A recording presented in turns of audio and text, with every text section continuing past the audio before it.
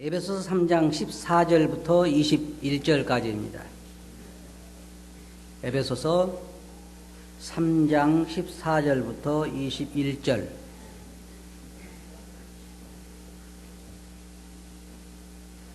찾으셨어요?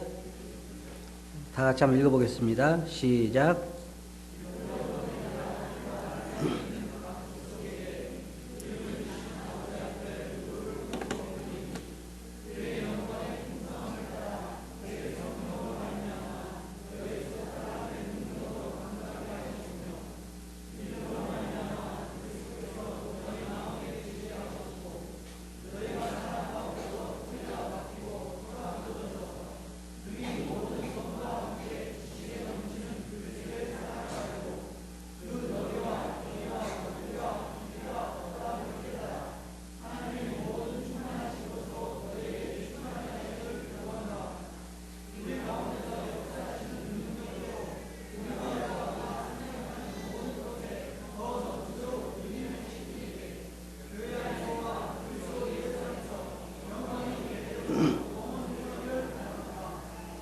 네, 감사합니다. 이 시간에는 사도 바울의 기도라고 하는 주제를 가지고 말씀을 드리겠습니다. 저번 주일에 한번 말씀을 드리는데 두 번째 시간으로 사도 바울의 기도라고 하는 주제를 가지고 말씀을 드리겠습니다. 이 사도 바울이 한 그 기도를 공부를 해보면 한 가지 특징이 뭐냐면 바울의 기도의 대부분이 이 세상의 삶 혹은 육적인 그런 삶보다는 영적인 가치에 그의 기도가 많이 집중되어 있다는 것입니다. 이 세상에 살고 있는 사람들은 일반적으로 자기들의 사후 세계를 별로 준비하지 않습니다. 기껏 준비하는 게 있다고 하면 장례를 치를 그런 어떤 장지를 준비해 둔다든지, 옛날 분들 같은 경우는 자기가 들어갈 관을 미리 사둔다든지, 그 정도이지 자기가 사후에 살아갈 세상을 준비한 사람들은 그렇게 많지를 않습니다.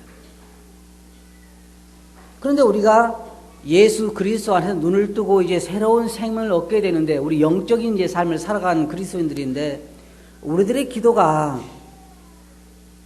과연 어떻게 해야 되는가? 이 사도 바울의 기도를 보면 우리의 속사람을 그 능력으로 강건하게 해달라고 기도하고 있고, 그 다음에 그리스도께서 우리 마음에 계시게 해달라고 기도하고 있고, 또 우리가 사랑 안에 뿌리를 깊이 내리게 해달라고 기도하고 있고, 그 다음에 하나님의 모든 충만하신 것으로 충만하게 해달라고 에베소 교회 성도를 위해서 기도하고 있습니다. 사람의 불행이 뭐냐면 하나님을 떠난 데서부터 시작된 것입니다. 인간의 불행은 외부에서 오는 것이 아니라 속에서 나오는 거예요. 그래서 성경에 보면 사도 바울이 로마서 말하는 것처럼 사람들이 그 마음에 하나님 두기를 싫어하며, 그것이 인간 불행의 시작입니다. 우리 마음에 하나님이 없다고 하는 것, 하나님을 우리 마음에 두기를 싫어한다고 하는 것, 그게 모든 인간 불행의 시작인 거예요. 하나님이 없는 삶, 그것은 주님께서 말씀하신 것처럼 도적이 오는 것은 도적질하고 죽이고 멸망시키는 것뿐이요.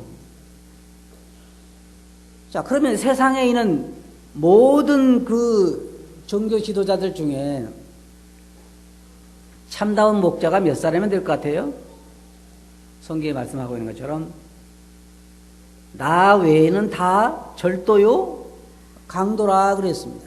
다시 말하면 예수 그리스도 외에는 모든 종교 지도자들, 쉽게 말하면 뭐 석가라든지 아니면 다른 어떤 뭐 모하메시라든지 어떤 세상의 다른 뭐 인도 같은 데는 뭐 2억 3억 5천인가 뭐 이 신들이 있다고 그러는데, 그 모든 신들이 다 사실 말하면 다 죽이고 멸망시키려는 도적에 불과한 거예요. 예수님의 말씀이 성경에 나와 있는 대로. 그들이 주장하는 건 뭐냐면 대부분 다 외적인 거잖아요. 물론 내세에 대해 말하고 있는 것처럼 다 거짓에 근거하고 있는 것입니다. 여기에 3장 14절 보면 이러므로 내가 하늘과 땅에 있는 각 족속에게 이름을 주신 아버지 앞에 무릎을 꿇고 비노니 라고 말하고 있는데, 하늘과 땅에 있는 가족들이라고 할 때 우리는 두 가지로 생각할 수 있습니다. 하나는 먼저 예수님 믿고 지금 하늘에 가 있는 사람들, 하나님 믿고 가는 사람들을 생각할 수 있고, 그 다음에 현재 여기서 믿고 있는 사람을 생각할 수 있는데, 또 한 가지는 하늘과 땅에 있는 모든 각 족속에게 이름을 주신, 성경에 보면 또 우리가 별들도 하나님께서 각각 이름을 붙여서 인도하시고 하는 것들을 보게 되는데, 모든 그의 피조물들에게 이름을 주신 그 하나님께 사도 바울은 기도하고 있습니다. 먼저 거기에 보면 그의 영광의 풍성을 따라 그의 성령으로 말미암아 너희 속사람을 능력으로 강건하게 하옵시며. 자, 우리는 지금 속사람과 겉사람이라고 하는 두 가지 이 사람이 하나로 이루어져 있습니다. 자, 그럼 잘 생각해 보세요. 겉사람은 뭐예요? 우리의 육이죠. 속사람은 이 육체 안에 들어가서 속에 사는 우리의 진실된 자신이잖아요. 영혼이잖아요. 영혼. 근데 모든 많은 사람들은 이 육체라고 하는 겉 속에 들어가서 자기의 진정한 모습을 보이질 않아요. 그럼 우리가 행복하고 즐겁고 하는 것이 겉에서 나오냐면 아니 속에서 나오는 거예요. 속사람이. 근데 많은 사람들이 자기를 행복하게 하고 기쁘게 하기 위해서 노력하는 걸 보면은 겉사람을 위해서 준비해요. 자, 생각해 보세요. 우리가 아주 정말 좋은 환경을 만들고자 하는 것은 겉사람을 위해서예요? 속사람을 위해서예요? 네? 네? 겉사람을 위해서요. 아주 좋은 요즘은 30억짜리가 제일 좋은 차라고 그러는 거예요. 30억짜리 차를 샀다 그러면 겉사람을 위한 거예요? 속사람을 위한 거예요? 그래서 30억짜리 차를 타고 아무도 없는 광야를 운전하고 다니면은 겉사람이 즐거워요? 속사람이 즐거워요? 둘 다 즐겁지 않아. 왜 안 즐거우냐면 속사람이 안 즐거우니까 겉의 환경은 안 변하는데도 그것이 즐겁지 않은 거예요. 바울의 기도의 특징이 뭐냐면 속사람의 삶에 거의 집중되어 있어요. 그런데 오늘날 기독교인들의 특징은 뭐냐면 대부분 그들의 기도의 제목이, 기도의 목록이 어디에 집중되어 있냐면 겉사람에게 집중되어 있어요. 그러니까 우리가 흔히 말하기를 번지수를 잘못 짚었다 그러잖아요. 잘못된 방향을 향하여 하나님의 도움을 구하고 있는 거예요. 여기 말씀 보면 하나님의 그 풍성하심을 따라서 우리 속사람을 능력으로 강건하게 해달라고 기도하고 있는 거예요. 왜? 우리 육체는요, 사실 먹을 만큼 먹어요. 보면 요즘은 음식도 많이 좋아져서 먹을 만큼 먹고, 많은 사람들이 혹시 여기 가운데 앉아 계신 분들 중에 영양실조 염려하신 분 거의 없어요. 그럼 뭘 염려해요? 살이 찔까봐 염려를 해요. 이거는 외적인 거예요. 근데 여러분 잘 생각해 보세요. 우리 육체는 잘 먹이면 잘 먹일수록 뭐가 강해져요? 육체의 소욕이 강해져. 육체의 소욕. 근데 우리 영혼은 강하면 강할수록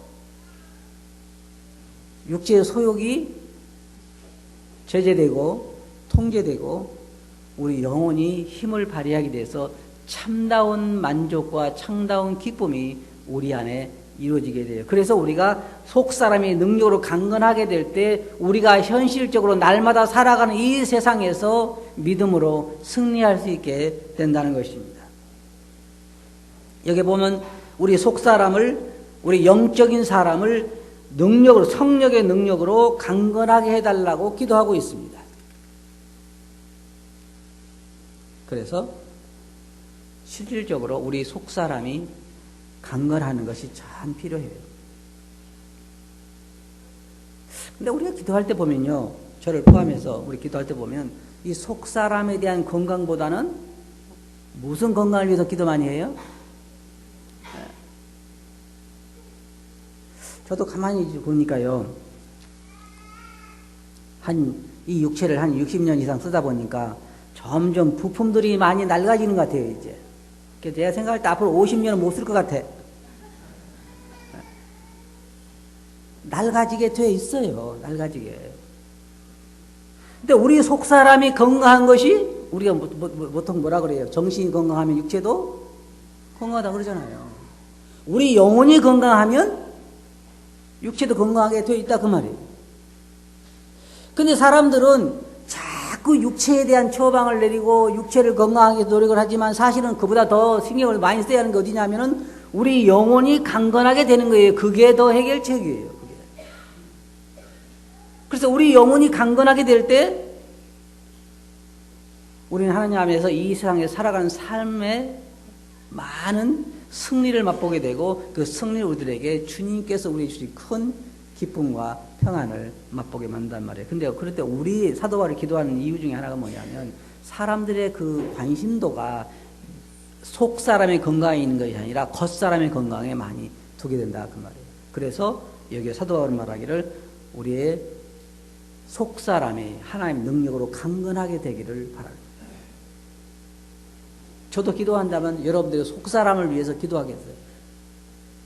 왜? 그것이 대단히 중요하니까. 두 번째로 보면 믿음으로 그리스도께서 너희 마음에 계시게 하옵시고. 저 이거 생각해 봤어요. 이것이 우리가 예수님을 믿어서 우리 마음에 그리스도가 오시게 해달라는 걸 기도냐? 그건 아니에요. 왜냐하면 사도 바울이 에베소서를 누구에게 쓰고 있어요? 예수 그리스도를 믿고 거듭난 에베소 교회 성도들에게 쓰고 있는 거예요. 그래서 예수님을 믿고 구원받은 사람들 안에 그리스도가 계시지만 사도 바울이 여기서 말하고 있는 기도는 뭐냐면 믿음으로 말미암아 그래서 우리 마음에 계시게 해달라는 게 무슨 말이에요? 믿음이 뭐예요?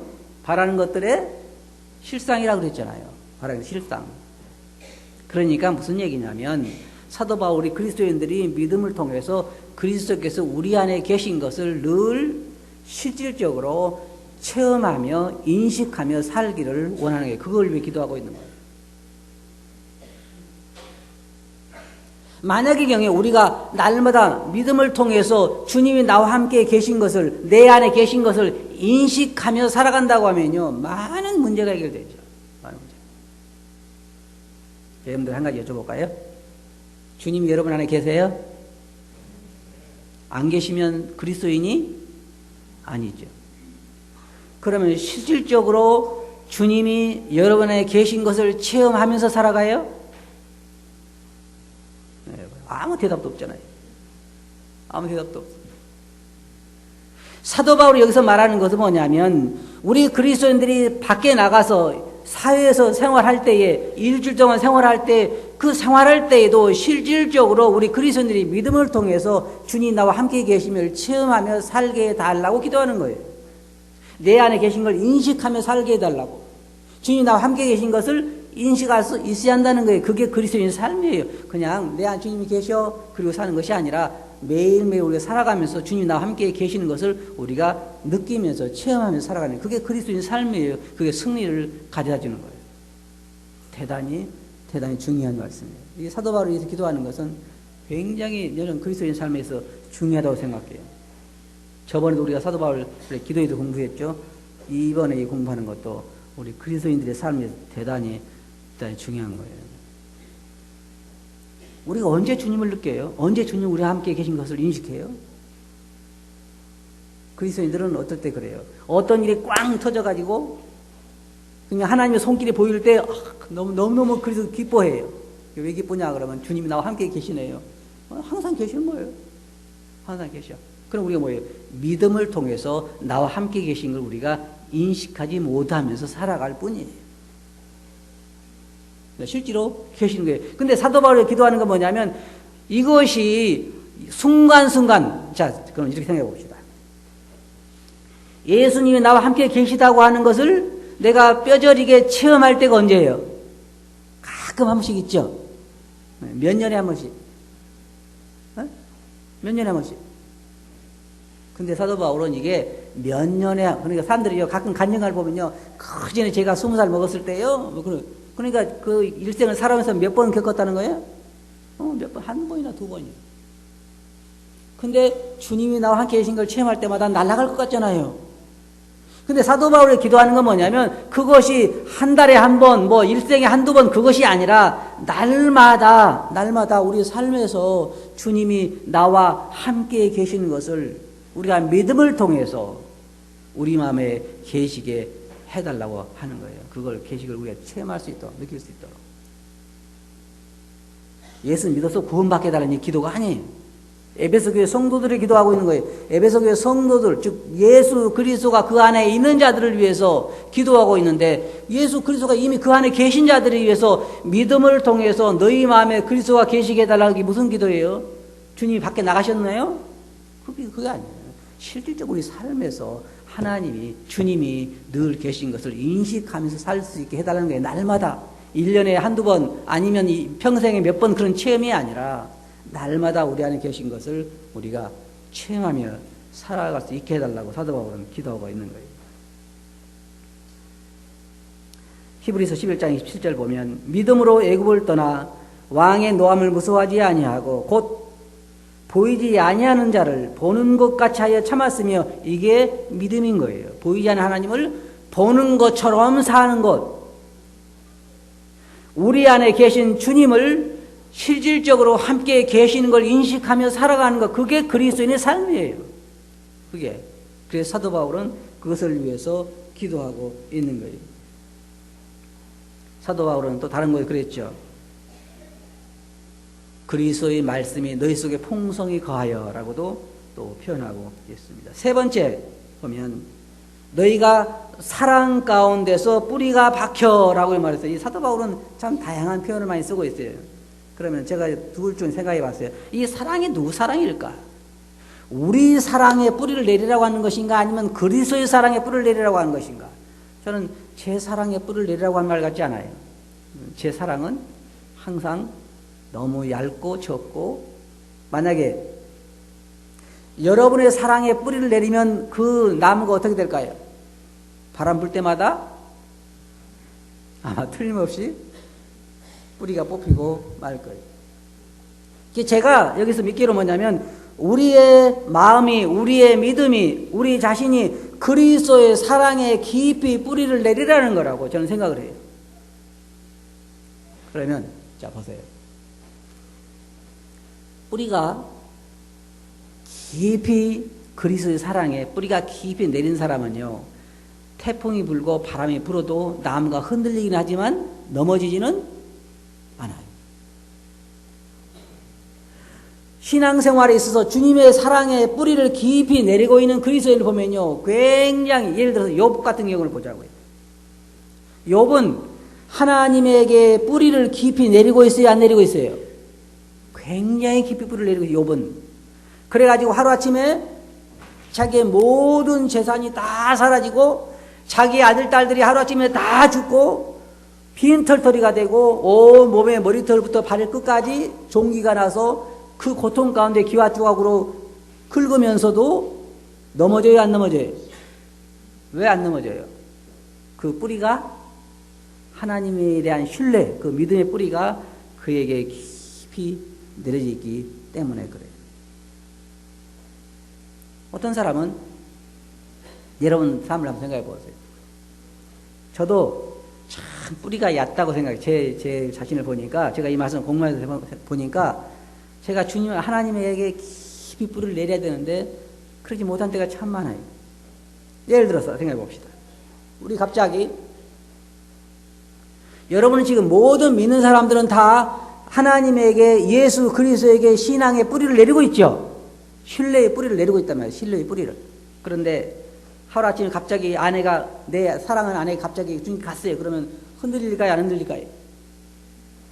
어느 정도 흔들릴 것 같아요? 뽑힐 정도로, 아니면 잠깐 흔들릴 정도로? 흔들리지 않은 사람은 아마 사람이 아닐 거예요. 아니면 아내가 그동안 원수였거나, 아니면 다른 이유가 아내가 죽으면 좋아하는 사람도 있다고 그래요. 근데 그런 사람 아니고 정말 아내가 좋은 아내였는데 반대로 생각해 보세요. 남편이 죽었는데 참 이제 내가 해방됐구나 그런 사람 참 불행한 사람이지만 그러나 내가 사랑하는 아내나 남편이 욕처럼 혹은 자식이 하루아침에 세상을 떠났다 그러는데 전혀 흔들리지 않는 나무가 있다고 하면 아마 그 나무는 예수님 외에는 없을 거라 생각을 해요. 근데 문제는 잠깐 흔들리긴 하지만 뿌리를 깊이 내리고 있으면 적어도 뽑히지는 않잖아요. 뽑히지는 않아. 흔들리다가 마는 거지. 그런데 우리들에게 갑자기 어떤 불행이 닥치면 많은 그리스도인들의 그 신앙의 뿌리가 뽑히는 경우도 많이 봤어요. 우리 그리스도인들에게 우리가요 하나님에 대해서 신앙의 뿌리를 하나님의 사랑, 그리스도의 사랑의 뿌리를 깊이 내려다보면 웬만한 일에는 흔들림이 있긴 하지만 뽑히진 않아요. 사도 바울은 여기에서 에베소 교회 성도들의 그 믿음이 그 사랑 그들의 믿음이 하나님의 사랑 그리스도의 사랑에 깊이 뿌리를 내리기를 원하는 거예요. 아주 깊이. 그래서 웬만한 일에도 요동하지 않도록 그러기를 원하는 거예요. 그래서 그 다음 말씀 보면 뭐라고 했어요? 그 사랑의 넓이와 그 사랑의 높이와 그 사랑의 깊이가 어떠한 것을 어떻게 하라고 했어요? 깨달으라고 했잖아요. 깨달아. 주님의 사랑이 얼마나 커요? 얼마나 넓어요? 뭐 어떨 때 보면 하늘보다 더 높고 뭐 바다보다 더 깊고 찬송이 있잖아요. 그런데 실제로 여러분이 그렇게 느끼냐 이 말이에요. 그리스도의 사랑이 나를 향해서 그렇게 깊은가? 평안하고 건강하고 사업 잘 되고 모든 일이 잘 풀릴 때는 하나님의 사랑이 그렇게 깊고 넓고 높다가 내게 어려움이 닥치면 그 사랑이 어때요? 의심이 들기 시작하죠. 그것은 뿌리가 굉장히 얕게 박혔다는 것을 의미하죠. 그래서 우리들의 이 사랑이 우리들의 믿음의 뿌리가 그리스도의 사랑에 깊이 뿌리를 내려서 점점 더 뻗어가면서 뭘 발견하게 되냐면 이 사랑이 얼마나 넓은지, 이 사랑이 얼마나 높은지, 얼마나 깊은지 뿌리를 뻗어도 그 사랑의 깊이를 다 알 수가 없잖아요. 하나님의 사랑의 깊이를 다 알 수가 없어요. 사도 바울은 그렇게 해서 그리스도인들이 이 에베소 교회 그리스도인들이 하나님의 충만하신 것으로 우리 안에 충만하게 되기를 원하는 거예요. 자, 이 말씀 우리 공부해 보니까 어때요? 이거보다 더 복된 것이 어디 있어요? 생각해 보세요. 하나님의 그 풍성함을 따라서 우리 속사람이 능력으로 강건하게 되고 우리가 믿음을 통해서 그리스도가 날마다 나와 함께 계시면 우리가 인식하고 체험할 수 있고 우리의 믿음이 그리스도의 사랑이 깊이 뿌리를 내려서 뻗을수록 하나님의 사랑이 얼마나 넓은지 얼마나 깊은지 그걸 깨달으면서 하나님의 그 충만하신 것을 우리가 속사람이 충만하게 채워지게 될 때 이 세상의 삶이요 그렇게 헤쳐나가기 힘든 세상이 아니에요. 그런 충만함을 가지고 있다고 하면 속사람의 건강이 육체적인 모든 어려움들을 극복할 수 있게 만드는 거예요. 이렇게 됐을 때 그 속에서는 시와 찬미와 신령한 노래가 나올 수밖에 없는 거예요. 이게 사도 바울이 에베소 교회를 위해서 기도하고 있는 거예요. 우리가 과연 무엇을 위해서 기도해야 할지 다시 한번 생각하게 만드는 거예요. 이제 우리가 하나님 앞에 무릎을 꿇는다고 생각합시다. 사도 바울 여기 보면 무릎을 꿇었죠. 물론 기도할 때 우리가 뭐 앉아서 할 수 있고 서서 할 수도 있고 손을 들고 할 수도 있고 사도 바울이 말하는 쪽에서 무릎을 꿇고 할 수도 있지만 기도하는 모습은 어떻다 할지라도 내용만에 있어서는 우리가 여기서 많이 본받아야 할 것 같아요. 과연 무엇이 우리들에게 있어서 중요한지 사실을 저는 어떻게 생각해 보면요. 어떨 때 주님께 이런 기도를 해요. 주님, 저는요 솔직하게 말하면 제가 지금 무엇을 위해서 기도해야 할지 잘 모르겠습니다. 모를 때가 있어요. 우리가 주로 기도할 때 뭘 기도해요? 대부분 외적인 것에 많이 치우쳐 있어요. 우리의 건강, 우리의 환경, 우리의 사업, 우리의 가족, 우리의 자녀 대부분 그런 외적 이 땅에 있는 삶에 많이 치우쳐 있잖아요. 그럴 때 우리가 이 기도를 통해서 배울 수 있는 게 뭐예요? 이것이 진실로 더 중요하다는 거예요. 우리 속사람이 채워지는 것, 하나님의 그 풍성하신 것으로 우리 채워지는 것. 어떨 때는 이런 생각이에요. 내 이 좁은 이 마음속 하나, 그 풍성한 하나님이 그 풍성으로 채울 수 없는 것인가? 어떨 때 여러분도 아마 그런 경험 하실 거예요. 어떨 때는 솔직히 저도 하나님의 사랑에 너무 감사하고 하나님이 너무 참 멋있고 주님이 너무 멋있어서 눈물을 중단할 수 없을 때가 있어요. 너무 감격해서. 그러면 그런 순간이 지속됐으면 얼마나 좋겠어요. 근데 그런 순간은 얼마나 가고 짧고 오히려 하나님에게 서운한 마음을 가질 때가 상당히 많잖아요. 우리 속사람이 채워지지 않아서 그래요. 우리 속사람이 채워지면 그런 일은 없죠. 결론적으로 말씀드려서 사도 바울은 여기에서 몇 가지를 위해서 기도하죠. 첫째로 하나님의 모든 충만하신 것으로, 하나님의 우리 속사람이 성령으로 말미암아 강건하게 되는 것. 여러분 속사람 그렇게 해서 어떻게 돼요? 한 달에 한 번 정도씩 성경을 봐서는 안 돼요. 하나님 말씀이 우리 손에 늘 들려 있어요. 주야로 묵상해야 돼요. 그래서 하나님에 대한 생각이, 우리의 생각이 항상 하늘에 머물러 있어야 돼요. 그래야 우리 속사람이 하나님의 능력으로 강건하게 될 수가 있어요. 두 번째로 우리가 믿음으로 말미암아 그래서 우리 마음에 계시게 한다고 하는 것은 하나님에 대한 신뢰 없이는 어려운 것이죠. 믿음은 어디서 난다고 그랬어요? 들음에서 난다. 하나님 말씀으로 말하면 믿음이 생긴다고. 그렇게 했을 때 실질적으로 많은 믿음의 선지들이 모세가 보이지 않는 하나님을 보는 것 같이 참았던 것처럼 우리도 보이진 않지만 우리 안에 계신 주님을 날마다 일상생활에서 실질적으로 체험하면서 살아갈 수가 있어요. 믿음 보이지 않는 것들의 실상이기 때문에 그것을 체험할 수 있게 된다고 하는 것이에요. 세 번째로는 하나님의 사랑, 그리스도의 사랑에 우리가 믿음의 뿌리를 깊이 내려야 된다고 하는 거예요. 제가 가끔 그런 얘기 하잖아요.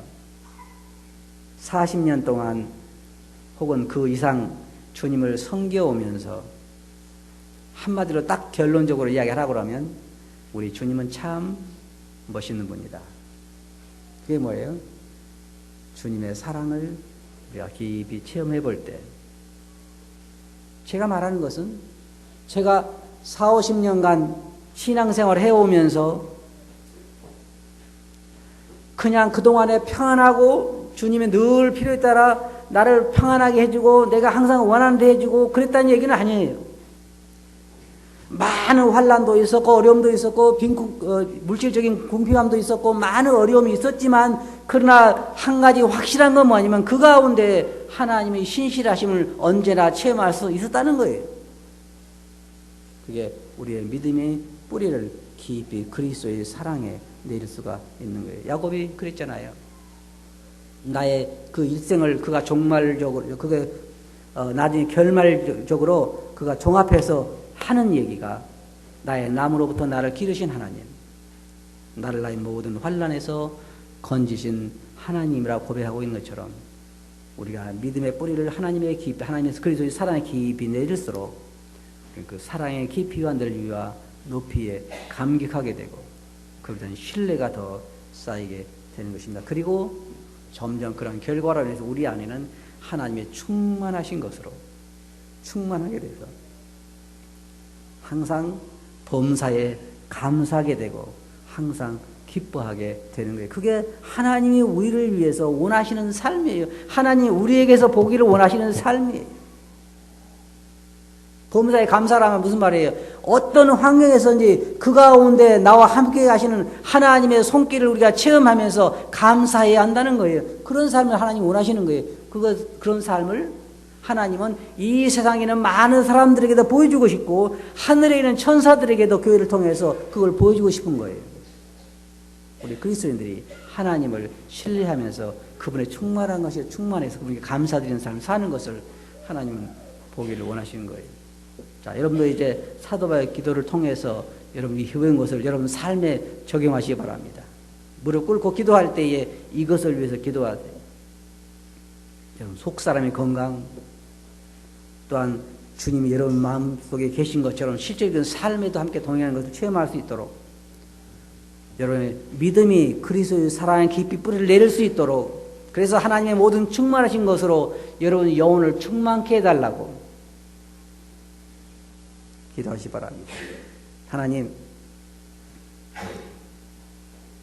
만약에 둘 중에 하나밖에 선택할 수 없다고 하면 제 육체보다는 제 영혼을 충만케 채워주소서라고 기도하시 바랍니다. 그게 우리가 할 기도라고 생각합니다. 아시겠어요? 기도합시다. 거룩하신 아버지 하나님, 사도 바울의 기도를 보면서 이것이 얼마나 오늘날 저희들에게 필요한 기도인지 다시 한번 보게 됩니다. 사도 바울의 기도가 저희들의 기도가 되게 해주시고 저희들의 소원이 되게 해주시옵소서. 들은 말씀을 주께 의지하고 예수님 이름으로 아버지께 감사하며 기도합나이다. 아멘.